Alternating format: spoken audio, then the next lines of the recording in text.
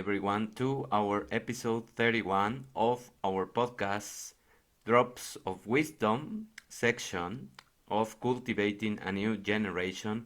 And in today's episode, we are going to talk about the book Homo Deus by Yuval Noah Harari. And we are going to reflect on the topic of how society has changed throughout the history, how many events have we overcome, how are we really taking good care of the advancements, and how are we implementing solutions for the real problems and not just for selfish purposes. So trying to accomplish more by multitasking or just uh, being busy in these times is what is going to lead us also to not assemble the really important aspects of society. How are we changing in this kind of environment, this kind of world? What is the kind of activities that we are doing? What is the kind of role throughout the history? There has been a lot of events that we have surpassed. There has been a lot of events that show us that we can create breakthroughs and discoveries amazing in an evolutionary scale, but are they really applied to what we really need, or are they just following one purpose, which is money? In other aspects, we are far away from being superiors, showing the worst side of emotions through ambition, control, and selfishness. So, where the society stands now?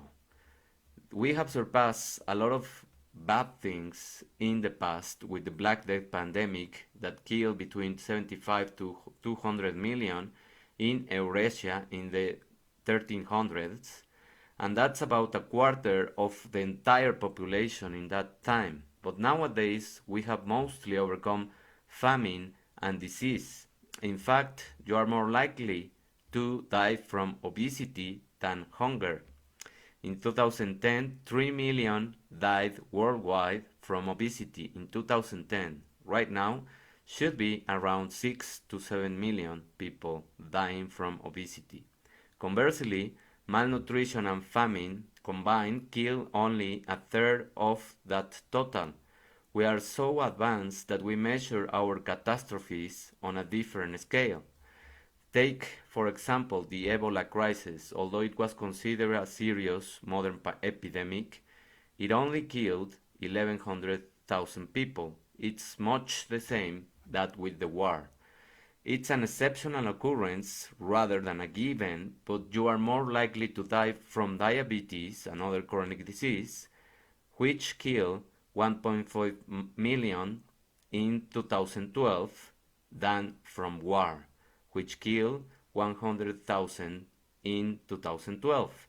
So right now, we are more dying of these chronic diseases which have been fed by the kind of medicine trying to fix symptoms, and of course the ambition, control, and selfishness that I mentioned through these pharma industries that are constantly creating medications to cover one hole and discover a lot of symptoms or cause a lot of symptoms. Does this matter?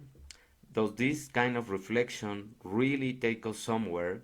I hope that it does, because having this kind of background, this kind of memories about the story that we have lived, kind of positions ourselves in terms of ethics, in terms of reflecting how can we adjust our goals as a society instead of going backwards. We can aim to live longer or to become happier and stronger. We can do that if we are on the way of becoming a more connected society. In the 20th century, medicine has almost doubled our life expectancy. Some people even think that immortality right now is possible. We also feel that we can live more happily. We have to see that because the simplest things and those blue zones called are demonstrating that the simplest um, fixes in our lifestyle and the way we eat, the way we exercise, the way we sleep, those are the best strategies to really live happily and longer and not just fixing symptoms. That's why, according to a 2013 survey on drug use and health, over 70 million Americans reported using ecstasies and other kind of drugs, and in many countries that are also suffering from these kind of things, they are luring or they are being lured through the drugs. Why? Because there is emptiness. There is emptiness that is being fostered by the technology and by the kind of mindset of fixing symptoms. Technology is also used to strengthen our bodies. Now, paralyzed patients control bionic limbs through thought alone. But it's just a start. We can strive higher yet. Currently, more than 90% of large animals are domesticated. The downsides of this domestication leads to animal suffering, and we are not seeing that. And of course, the pollution that all of this domestication comes with. Amazingly, most people are fine with that because it meets the desire to eat cheap, to eat plentiful of meat. But what is happening to the environment? What makes us so special that we think we can abuse animals like this? Look at it with this way. We aren't metaphysically so different from other animals. We are the same. We are sharing this space. We are sharing this kind of entity, this kind of world, this kind of source energy. So, what is the main point of this reflection of the book? Cooperation gave us a competitive edge. But what made us put our heads together in the first place? This cooperative desire is reflected in shared narratives. When we share stories, we also share our values. The more we share our journeys, the more we share what we have been through, the more we are allow us to connect with other people. The pace of change is extremely swift. We can now improve our lives nearly effortlessly, but we have lost something in the process, which is the modern era has gained power by rejecting what is the meaning of what we are doing, not reflecting and just being in that hamster wheel, competitiveness, and all of those things, lured by money, ambition, and all of those things. In the past, we used to believe in divine beings and that the world turned according to a master plan. We had a representation of a God, of a universe. Right now, many people are struggling with that spiritual side. So it is time to reconnect with this spiritual sense of ours.